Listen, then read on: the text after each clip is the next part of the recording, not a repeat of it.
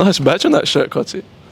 Feels good. Shame they've got to get relegated. Ladies and gentlemen, boys and girls, welcome to another Ultra Sud podcast. And you might be looking at my guest again because every week we change guests. But there's Divock Origi, there's Balotelli, famous super subs. Then there's Jack Katsanis. Ladies and gentlemen, Kotzi, welcome. Kosta, it's good to be back another week. Unfortunately, the big man, Terence Carter, couldn't be here. Hopefully he gets on soon. But look, we've got a new setup and it's good to be here for the third time. So, Mickey, we had Mickey Newen on last weekend, and I think that we start to see that the budget's starting to increase here. You're back, so we're saving money, but we're starting to see the budget's increasing. Here we've got the lovely little kits on display, the new Tiempos. Kotzi, how good are these Tiempos? I've heard you've got them and you're going to be wearing them soon. They're pink and they're flashy, and guess what? I'm not a flashy player. I have to make my own team to be able to play in a team and start for a team. I actually don't even start on Sunday still, but I like them a lot. Here at Ultra Football, if you do enjoy the podcast, if you are new, like, subscribe, do all that business. Ultra Sud podcast every Friday. Jack Kotzi. This week, you're got to be, I think we started with you. You're got to be the last one because next we've got to change it up a little bit. We're going to change the format of the show a bit. So you've got to make sure you want to tune into that next week because we're going to go across the world. We're going to get some new guests in. We're going to go across to Italy, have a bit of a pizza pasta over there, and then we might go to Spain for a bit of paella, and then we might get touch on the Greece. Got to spend some more money. You've got me 3 times. You need to start getting other people. Look, they're going to get sick of me. Look, there's desperate, then there's desperate. So, but there's a big week in football now. Kotzi, you know how it goes. You know how the show works. Ultra good, ultra bad. I'm going to start the first one off, and it's one that just came to my head. Wearing jerseys over hoodies. Now, we know a particular man here, Kosta Kadeur, a Western United star player, one for the future, a future prospect, Kosta Kadeur. He loves to wear his shirts over his hoodies. You've just put your Aston Villa shirt over your hoodie. Ultra good, ultra bad. Ultra good. I was really cold this morning. Ultra good. Look, and it doesn't help that I'm wearing shorts. Yeah, there's enough hair there to warm you up. Start of spring, but just ultra good, man. Like I just wanted to stay warm. I guess there's the first issue. I'm getting fashion advice from Mr. Katsanis. but look, sometimes you just have to do what you have to do, Kotzi. That's exactly right. I've worn the same pants like 3 weeks in a row on a Friday podcast. So I've started thinking of that. They're like, I wore this last week on the podcast. Do people care? Should I wear it? But you know what? As long as I'm comfortable in what I wear, then I'm happy. Well, I tried to change it up. I've worn Liverpool every week, and then I couldn't wear Newcastle. I don't have any other EPL teams besides Villa, so I thought I'd change it up. But actually, ultra good, ultra bad. Wearing other Premier League kits jerseys. Now, you're a huge Liverpool fan. We know that. I'm a massive United fan. I have never, ever, ever owned anything other than a Man United shirt from the Premier League. Championship, I can probably go to. Meanwhile, we've got Australia's next top model walking past now in a lovely hoodie. He's not going to like that one. Lucas, welcome, mate. The crowd's starting to walk in for the show as well. It's nearly 9 o'clock coffee time for the guys at the back. We've got the crowd in the back. Now, I've never owned anything other than a United shirt. Like, I'm wearing a Valencia shirt now. I really don't care. Like, I don't have any other team that I support as much as I do with Melbourne Victory or Manchester United. You, on the other hand, you've got a couple Premier League shirts. I personally got to say ultra bad. I just can't. I can't wear another Premier League kit. Look, Kosta, look, I'm going to be honest with you. It's an ultra bad, but also ultra good. So I've got an Aston Villa shirt from last season with Coutinho on the back. That's twice you've done it. You've gone ultra maybe. All right, this is ultra maybe, but this has got Coutinho on the back, and I've got an old Newcastle shirt that I just bought that I'm going to get Viduka. If the young kids watching, if you don't know who that is, look him up. Okay. But besides that, it's all Liverpool. So surely 1 or 2 is okay. Look, if there's a bit of a sentimental meaning behind it, then I understand. Like, I know when Coutinho signed for Villa, we had everyone and their mum has come in to get a Coutinho Aston Villa shirt. You've got Coutinho on the back of yours. I do. If there's a Viduka one on a Newcastle kit, you're obviously Australian. Viduka's an Australian icon. I'd get a Tim Cahill Everton kit. Ooh, nah. Because I love Tim Cahill. Everyone loves Tim Cahill, but still, But nah, it's Everton. Really? That team there? Well, look, they're behind us for a reason, and we're going to talk on that later on. Ultra good, ultra bad.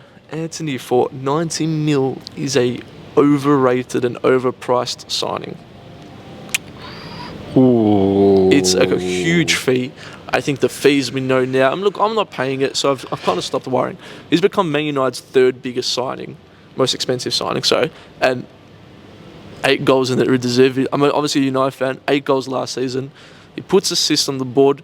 He's not a Mo Salah sort of right-wing scoring figure or an assist figure. I mean, obviously Salah's the best in the world, even just as a player, but let alone just his position. That's a huge fee. Now, I think a way that Ajax have done it is, hey, well, you just paid 57 mil for Martinez. He's older than Anthony. Anthony's arguably more important than us in an attacking aspect. We've got to just start the season and you're about to take Anthony, one of our most important players, off us. Well, if you paid 57 for Martinez, well, then almost double that for Anthony. Again, come from the Dutch league. Again, I've seen like clips and highlights on Instagram of him doing skills and stuff at training. So I'm not too sure. But then again, I think these days, if there's signings like that and there's so much hype, I think clubs will overpay like they have to. So I think it's going to be ultra good. Like there's not really much you could do these days. Like I think that's the biggest thing. It's just it honestly just gets to that point where, look, Man United, big club, come into the Premier League. A club like Ajax is got to try and push for extra any penny they can. 100%. And I think they have to spend. If Man United want the team that they want, they're going to have to spend. And really, now you can see that their manager's been backed. He's got the money, spend players, good signing. So hopefully he comes in and does what he needs to do. Exciting times. Exciting. 1-0 win this morning for Man United. So a decent little win. I did watch it. First half, all decent. Second half, interesting. But one thing I will say about the defence of Man United, now we're getting a bit ahead of ourselves. The defence of Manchester United, for the first time, I think, in the last 5 years, it's a real strong core. It's a strong unit. They all, like, Dalot put a challenge in today in the 70th minute, got us a penalty, butchered it, a goal kick, and celebrate like crazy. Like, I think that's the most important thing and the happiest thing that I'm seeing from Man United now is that we have built that back four. I think we know our best back four now. Yep. Martinez and Varane are so strong in the middle. We don't actually look like conceding a goal anymore. And they just all look so passionate. They all look like they're close, tight-knit. They put in a challenge. They get around each other. They look like they're really, really there for each other in the defence. And I feel like that's what United have been missing the most the last 5 years. 3 games on the spin, yeah? 3 wins on the spin? 3 wins in a row, yeah. So conceded 1 goal? 21 is coming. We won't get to that. That's a bit too hard. And even, I mean, I know, and I hate it when people say, oh, you scored a dodgy goal, whatever, but like that Salah goal was just, it was one that like we could have easily avoided. It just sort of happened. Like, it wasn't a defensive error or no one just got in behind with a great through ball. It was just a moment of, I guess, it just happened sort of. Well, look, you considered played pretty well for, pretty much the whole game against Liverpool. And then again, going to Southampton away, it's not easy. No. 1-0, you don't have to win pretty. Scored late on. But again, not conceding goals and 3 wins on the bounce is good. And then, of course, Leicester, at the moment, they're not great. But no, still hard place to go at the King Power. Yeah. A 1-0 win on a Friday morning going into probably a big game this week against Arsenal. I mean, huge. And we're seeing now wins and points, they're important. They are. Liverpool, they almost dropped points. 98th minute, Fabio Carvalho scores up. The referee doesn't have a watch. I don't know where his watch happened. People saying, yeah, but Nick Pope was wasting time. Mate, you're playing 98 minutes or 5 minutes at a time, okay? If anything, stop it at 97. But look, maybe I'm just a little bit salty. But look, Liverpool, again, I mean, you would have watched it. I watched the mini-match of it. Liverpool were good. I'm not saying they weren't good. But you can just see they're just nowhere near where they want to be. Again, Kosta, my team, but not convincing. If we're going to have to score in the 98th minute every week, we're not going to do much. But yeah, we're just looking slow. Yeah, Last season, too many games. It's now caught up to us finally. Again, you can make all the excuses you want, but you got to go out there every week. So look, 2 wins on the bounce, 9-0 against Bournemouth.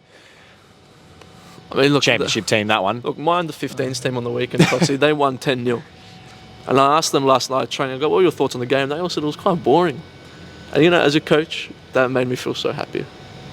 Because, yeah, they won 10-0. Yeah, this kid scored 5 goals, whatever. Like, forgot to pass the ball, but he scored 5 goals, a striker.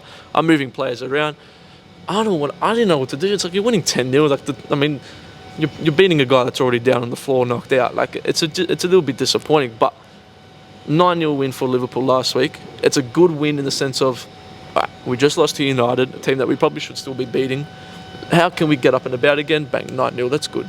I don't think you guys overreacted or anything. I don't think people got too carried away, which I'm surprised because Liverpool fans, we know they're a little bit interesting. we can be. But I think it was good. I think you bounced back with a 2-1 win against Newcastle, which obviously came down literally right to the very last second. Now can Liverpool start progressing, or do you still think it's something a little bit tasty going on that's a little bit concerning? I don't know. It just, again, just doesn't feel right at the moment. I didn't watch the 9-0. I was out, unfortunately, but I had the live scores.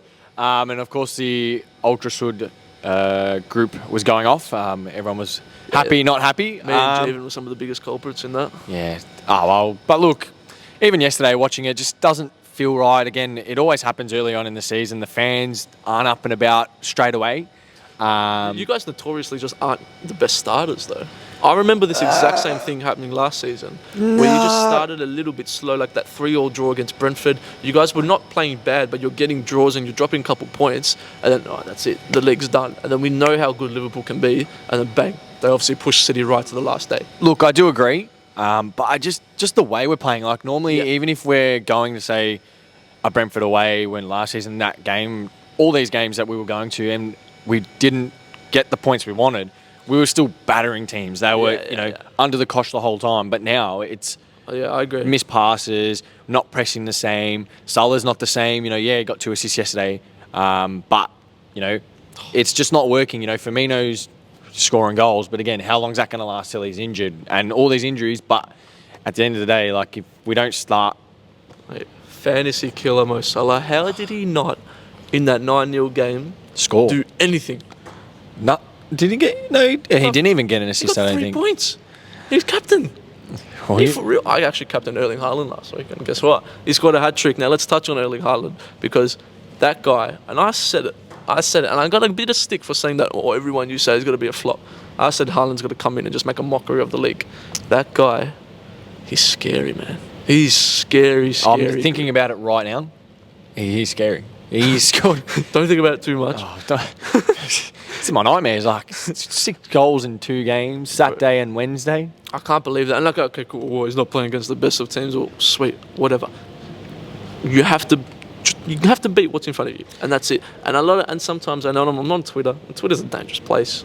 You just see soccer Twitter is a dangerous place. There. You see, FC Barcelona putting some random stuff about what happened on the weekend, blah blah blah. Like Lucas Liucci might put down what he got up to this morning, what he had for breakfast, probably tuna and rice for breakfast, and then I get to the point, and people saying Haaland scores the most ugliest of hat tricks or whatever, but that's a striker's job. Get in the right place at the right time. He's so intimidating. I think even if he's just there, defenders like, holy dooly, where is Erling Haaland?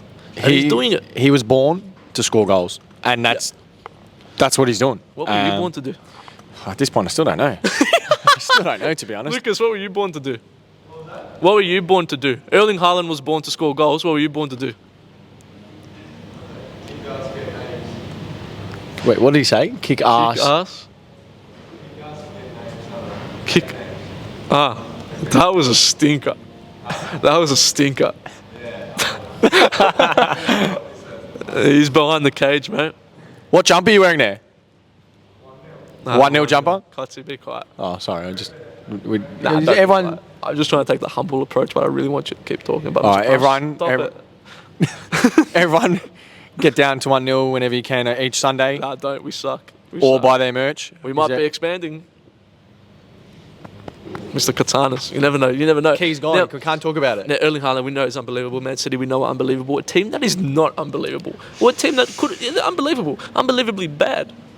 Chelsea Football Club. Shambles down in London. I mean, I guess I hate to say it. Guess who told you so? Well, the last time I was on here, we got the prediction right. 3-0 leads, and then... We're nailing them. They won against Leicester. Again, everyone's beating Leicester. But again, first half, I know Chelsea were all over them, I'll be honest. I'll take it back. I'm sorry, matey boy. But Chelsea, they're just not. Even that Leicester game, okay, we'll touch on that Leicester game. They were good, but And I think we're starting to see maybe I honestly think Thomas Tuchel, this is his last season. We know Chelsea have a history with managers and they're flocking them off easier. Could you see Mauricio Pochettino going to Chelsea? That's an interesting one. I don't know. Again, he's another manager that would come in, and is he going to be there for the long haul? Look, again, Tuchel's, where they won the Champions League, everyone was like, last year they're going to do what Liverpool did and win the league. Didn't do that. Fell off in December, and then now you can see that they, again, didn't really, sign anyone. Sterling, and then they got Fofana as well. this Again, week. big fee. Big fee. Is that going to make a difference? They're conceding goals. Lost to Southampton again. If you're not winning there early in the season, and there's going to be signs that it's going to struggle. I mean, Southampton were good. You've got to give Southampton credit. But these are games where Chelsea should be winning. Or at least if you lose, give a respectable performance. And maybe I'm a little bit harsh on Chelsea, but I just don't really see them being that much of a threat. I don't really see them. I think they'll make top 4, possibly.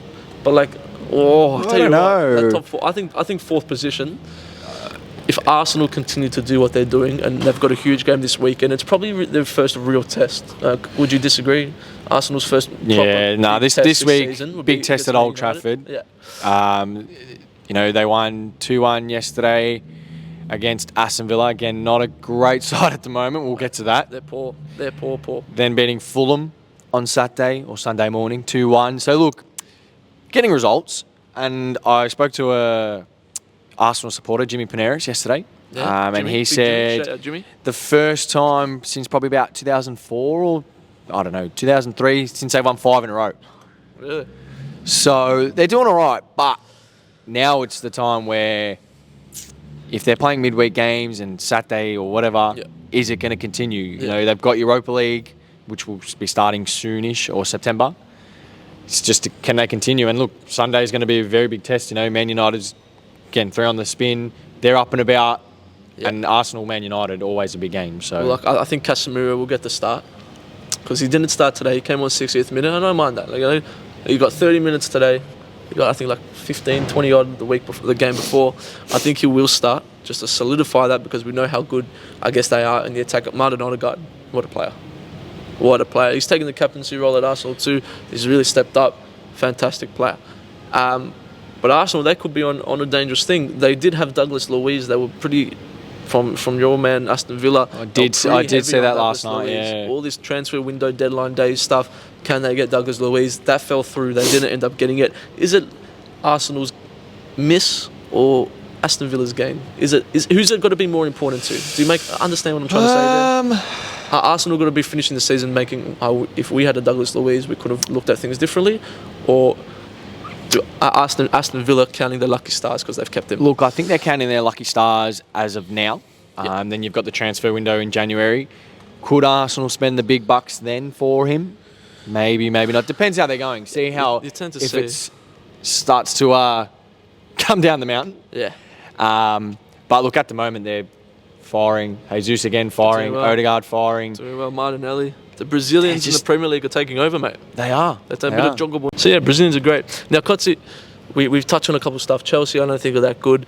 Arsenal, they're doing well. Man United are doing decently as well. Plenty of stuff going well. Now we're going to go touch on a huge game this weekend. A huge game. Because you look at a team that's not doing well, and that's Everton Football Club. Now, Everton, they're a shambles. James Gardner. He's signed for Everton. I think it's a good signing. It was great for Nottingham Forest last season. Wasn't going to get game time at Man United. They signed him for a decent fee. Liverpool, on the other hand, have signed Arthur. Now, that's it. We always give credit to Liverpool for great transfer strategies, and Klopp knows what he's doing when he signs a player. Now he's gone and signed Arthur. Now, look, I think this screams desperate signing. It's a player that I didn't think he'd go for. I guess similar to a Thiago. I mean, not similar in the sense of ability-wise. Oh God, I was but in going the to say, sense of Kosta. short little passes, all that sort of stuff. I'm surprised Klopp's pulled the trigger. Look, I was thinking about this morning. What am I going to say about this? And this Because you shopping, knew I was going to rinse it. This shopping or this transfer reminds me of, or gives me vibes of, you're at Coles, you're with your mum. Yep. She goes, we're at the counter and you're begging for something, begging for a chocolate. Oh, go get something. And you're looking around and you grab a chocolate and it's a terrible chocolate. I don't even know what, I bought something, I don't even know what it is. You'll grab a cherry ripe from the top. And unless you're over the age of 65, you don't like cherry ripe. Well, look, cherry ripe's all right, let's be honest. Anyway. Are you serious? Actually, I don't mind cherry ripe. Cherry ripe's, come on. What's your favourite chocolate? I actually don't know. I love Bounty.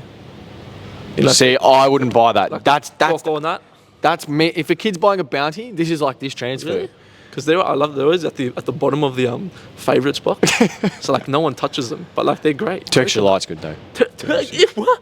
Nothing Turkish is a delight. That's a joke. It's a joke. Kotzi might need to get a hair transplant soon, so he might be there. That's actually me. My hairline's tragic. Like Gabriel from Arsenal and Rob Holding. You know what I love with Rob Holding? Throughout the All or nothing. the All or Nothing documentary, his hair is getting like Worse and hairline's worse. getting more fixed because he went to Turkey. Oh yeah, at the time. But Arthur, I think he's got to do a shambles. Look, again, I guess speaking about it with someone this morning, I don't know, like if he plays, is he going to play? Apparently Henderson's, of course, hammy. I think James Milner's washed. Mate, I think Milner's finished. Look, But again, he's he's not behind the there. steps. He's not there to play every week. He's there to bring experience to the boys. But look, I don't know. Look, now it's going to be another year of, are we going to side Bellingham? Are we going to sign him? He's interested. Blah blah blah. Soccer Twitter, can't wait for that in next year or even in January. Yeah. But look, it's just a very panic buy, and I think Klopp knew in the end last week in one of his interviews. But yeah, big game this week down at Goodison, the derby, Merseyside derby, always big. So we went there last season in December, Christmas time. We love going and giving them some presents and 4-0. But I don't know. Look, this time I think both teams are. Well, Everton's struggling more than Liverpool, but it's always a derby. I think this is where Liverpool go. I think they smack Everton.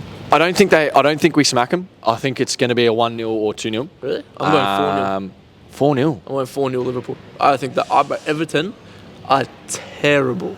See, look, They could honestly get relegated. I think they're terrible. I don't like them, but going into a derby, I last understand, couple of seasons, I've actually, not going to lie, been pretty nervous about the derby. This year, I'm not nervous because they're good. Yeah. Just that we're not playing as what we have been in the last couple of seasons. But look, I think we're going to get the 3 points down at Goodison, run back over the park, and celebrate our 3 points. Don't wink at me like that. Why? Why'd you wink like that? Oh, sorry. No, I agree. I think Liverpool will comfortably get the win against Everton, a poor Evertonian side. Man, And the blue Evertonians nose, are- there's a Gordon- word I'd love to use, but I'm not going to Mate, use. So Gordon, he's a who? Gordon, who? Maybe who? I don't know. Gordon. Speaking of who? Arsenal. Again, we've got to talk about them. No, Wow. because Man United versus Arsenal, a huge game. Drop in your predictions down below as well in the comments section. If you've enjoyed and you got this far, well then what are you doing? But also, like, subscribe, do that business. Share with your friends too. Tell your dad. Tell your dad there's a new podcast. Dad, mum, sister, cousin, everyone. Yeah, whatever you want. I was going to make a joke, but I can't. Man United versus Arsenal, huge game. We touch on it a little bit, so we won't touch on it for as much longer. Speaking of the devil, Javen. he knew. 1-0, woo. It's actually, it's nil one, that one. It was the right. Shut. Oh, was Be it the right quiet. one? Let me ask him a question. Man United versus Arsenal score prediction. 2-1 United. 2-1 United. Now, 2-1 United. Nando's he keeps tabs of these. So he If- knows. whoever wins, he'll be wearing either Arsenal or Man United on Monday You morning. knew and said the same thing last week. I got to be here on a Monday more often. You do. You've got to see what the vibes are like on a Monday when your they're team bad. loses or win. I was actually here this Monday. It's poor. Or I'm going to ask you, because you're a United fan. Now, I'll try. Yeah. hopefully not being biased, but what do you think is going to happen on Monday morning? I think it'll be very, very interesting to see how we actually, because like the Liverpool game, we were all up and about for it. Yep. And everyone on that pitch performed, I think, as best as they can. I think defensively we'll be okay. The attack is the part that worries me a little bit, because I just think, although this week I think Ronaldo doesn't start. Like honestly, he came on today, he looks too far behind it, personally, in my eyes. I think Rashford through the middle's been great. Obviously got the little assist. Bruno played a good pass into Rashford this morning and then played it onto Sancho. Sancho took it about the keeper and bang. And Sancho's already been, even though they're not unbelievable well-beaten goals, but he's getting on the board. And sometimes that's when you just a bit of confidence, run to the corner, celebrate in front of the fans, come on the boys. Sometimes you need that as a player. Big away day at King Power. Big away day. And I'm confident, but I'm nervous at the same time. For once, I'm confident in our defence. But it's more about goals, I isn't think it? defensively we're strong. It's whether we can get the goals. Because Bruno, I'd like to see Eriksson move up the field a little bit more. Plays a 10. Yeah, I think Eriksson is we took off Elanga this morning, and Bruno ended up getting shifted out to the right, and then Eriksson got pushed on when Casemiro came on to play next to McTominay. And I think Eriksson obviously is better closer to goal in my eyes. Yep. I think we have to play him a little bit deeper because we just don't have that personnel on the ball that are as good as him. Like if you're looking at a McTominay or a Fred, they're going to turn the ball over. Christian Eriksen on the ball, one of the better players in the league with the ball at his feet, like passing wise. Yep. So I think that's hugely important. I think next week our midfield turns into Casemiro, Eriksson, Bruno, with Bruno getting that free roam up top, Casemiro just sitting in front of the back four, and then Eriksson in that around. middle sort of box to box sort of midfielder, which I think is good and it could work. But it will be interesting. The midfield battle will be huge. Martin Odegaard, we mentioned before, is an unbelievable player and he's doing really, really well, and someone that I actually enjoy watching. I think that's another thing. Arsenal are quickly becoming these teams where neutral fans are wanting to watch because they're playing some good football and they're enjoying to watch. I was watching Man United Leicester this morning, and man, we went... I'm like, if an Aston Villa fan's watching this, well, then go put yourself a cup of tea and go watch a movie instead. Like, it's not entertaining. And sometimes we need that right now where Man United are in that transitional sort of period. You need those results where, like, let's just get the 3 points. Let's avoid losing, so to speak, and still play well when we can, but let's take it from there. So I think United, I want to agree with Jeevan. I think we're going to keep a clean sheet. I think we've got 2-0 Man United. 2-0? Oh, fingers crossed, please, please, please. I think we will win. It's not going to be easy at all. I honestly wouldn't be surprised if it's a 1-1 draw, actually. But I want to say United win. Normally good games down there. I think both teams will be attacking. Do you remember the first 15, 20 minutes of the Liverpool-Man United game where it was just end-to-end football? And that's I think, probably going to be the whole game, to be honest. I agree. I think it'll be very, very similar to that in the sense of United now under Ten Hag, so important and rely a lot on these counter-attacks. I think as soon as we get that opportunity to go, I think we can catch out Arsenal's defence and then take it from there. Yeah, I have another question for you. I was just thinking about it now. I'm in the hot seat. Yeah, normally you're asking the questions. I know, it feels weird. But we talk about the 11 on the field, the 12th man, the fans. The fans. Do you think that they're on board now? They're on board with the team, with the players, with the coach? When you're winning, everything's rosy. As soon as you lose, then people leave. But when you're winning, and that Liverpool game, from what I was seeing from people who were there, it hasn't been laid out in a long time. Yeah. And I think you could see this morning, when they went to the away fans at against Leicester this morning, everyone was there. They were all there clapping, and it looked big Glazers out posters, but they all looked really, really up and about. Yeah. And again, like I said, when you're winning, I mean, Arsenal, apparently Emirates has been absolutely buzzing as well. Arsenal's doing well. That's going to happen. I think it's going to be a huge, huge game, and it could really be. It could sort of show how maybe the rest of the season can go. If United go out, play really well, and get I want to say comfortable win with quotation marks, well then that could really set the tone, and people could start going, okay, maybe we've got to give United a bit more respect. If Arsenal come out and dominate a Manchester United team that's going 3 wins in a row, then Arsenal are going to be saying, hey, now look at us, we're here to stay. Well, 6 in a row. It's huge, mate. Let's talk about 6, baby. Let's talk about you and me. So it's a huge weekend in football. So, Kotsanis, anything you want to leave the people with? I think we might wrap it up there. Just up the Reds. They're going to win. I reckon it's... Up the toffees. I'm lucky it's your show. You can say that. And then hopefully the boys, BHOYS, Celtic get up as well. So 2 derbies. Huge. Big Angie boy. I love Ange. But I think it's going to be another good weekend of football, big games, and I'm sure everyone's mood coming in on Monday morning at Ultra Sud will be. Everyone will be very different, either happy, sad, but no, good to be here again, and yeah. Thanks for joining me, mate. Again, I'm sure we'll probably see you soon. I actually do have a guest for next week. We've got our first female guest next week. So next week, like we said, the concept might be a little bit different, a little bit more than just Premier League based. Javen, anything you want to tell the people at home? He never walks past this much. Usually he's just stuck. They've won 3. Man United won 3 games, and he's up and about. You should have seen him last season. He's just depressed all the time. Javen's always stuck at the front pos on a Thursday and a Friday. And now he's up and about when the podcast is on, walking past. Will, again, Brighton going to win this week? Brighton going to win this week? Yeah, we got the dub. Got the dub? Who have you got? Is this I think it's on for Nottingham Forest. That's our cue to leave. Ladies and gentlemen, thank you for watching. Like, subscribe, do all that business. Kotzi, thank you. Come on the Reds. Huge win. Let's do it. Bye.